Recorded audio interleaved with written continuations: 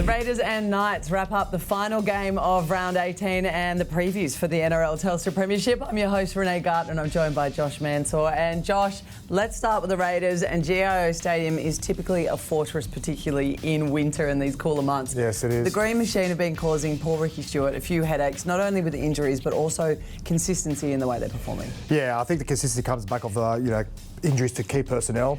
Jamal Fogarty not being in the team, you can just see where they've gone ever since that injury. They've obviously gone down the ladder.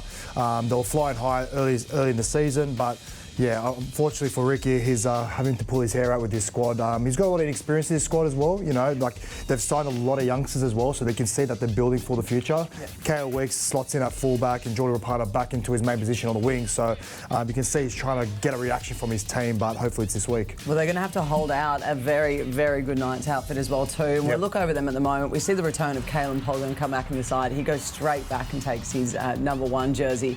But before we talk about Ponga, let's talk about Bradman Best. Outstanding. And also the exciting English import as well too. Yeah, well, there's a lot of hype around Will Price. We spoke about it last week, and he definitely delivered. Bradman Best was the best on that team last week. Over 300 running metres.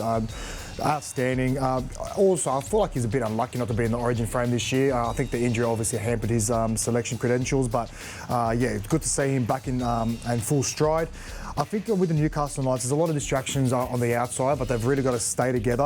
The distractions of Daniel Saifidi being on the open market for next season. Obviously, it's going to be a distraction for the rest of the team, but again, with Kalen Ponga back, I feel like they can't rely on Kalen to do everything.